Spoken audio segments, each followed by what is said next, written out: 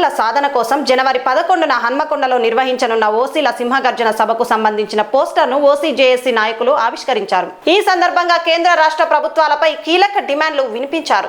ఓసీల హక్కుల సాధన కోసం జనవరి 11వ తేదీన హన్మకొండలో ఆర్ట్స్ అండ్ సైన్స్ కాలేజీ మైదానంలో నిర్వహించనున్న ఓసీల సింహగర్జన సభకు సంబంధించిన పోస్టర్ను కార్మన్ ఘాట్లో ఓ ప్రైవేటు కన్వెన్షన్ లో ఓసీల జేఏసీ గౌరవ అధ్యక్షుడు అమరవాది లక్ష్మీనారాయణ ఆవిష్కరించారు.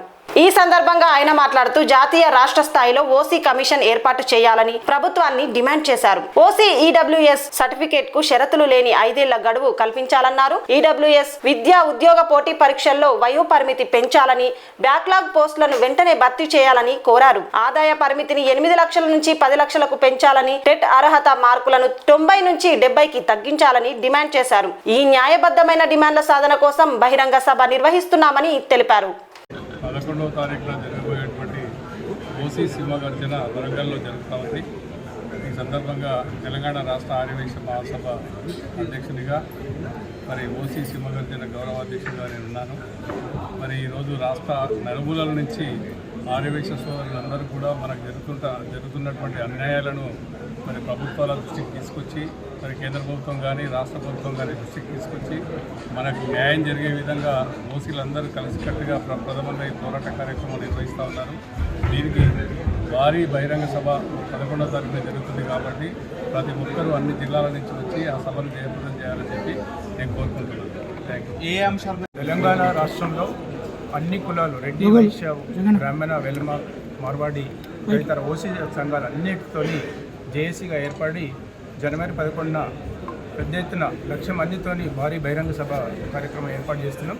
దీనికి మా గౌరవాధ్యక్షులు అమరవాది లక్ష్మీనారాయణ గారు సంపూర్ణమైనటువంటి మద్దతు తెలుపుతూ రాష్ట్రంలో ఉన్నటువంటి ఆర్యవైశ్య సంఘాలందరికీ సూచించడం చాలా హర్షించదైన. మేము మా ఓసీ జేఏసీ తరఫున వారికి ప్రత్యేకంగా ధన్యవాదాలు తెలియజేస్తున్నాం.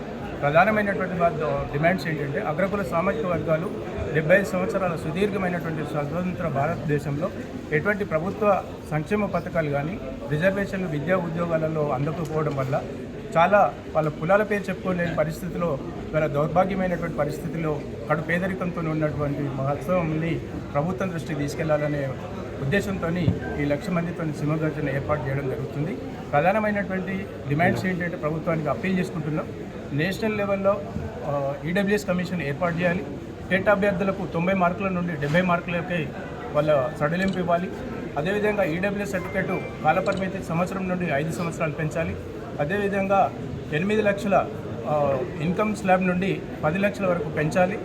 విద్యా ఉద్యోగాలలో వేరే కులాలకు ఏదైతే సామాజిక వర్గం ప్రాతిపదికన ఉన్నటువంటి సడలింపులు అన్నీ ఇవ్వాలనేటువంటి ప్రధానమైనటువంటి డిమాండ్లను కేంద్ర రాష్ట్ర ప్రభుత్వాలు పరిగణలోకి తీసుకోవాలి.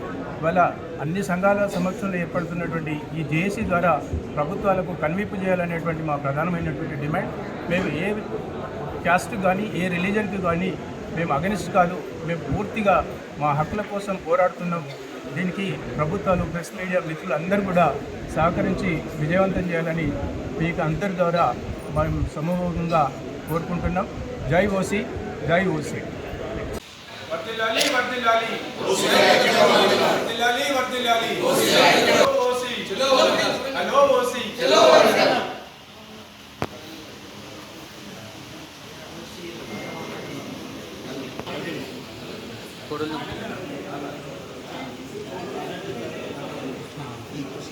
తర్వాత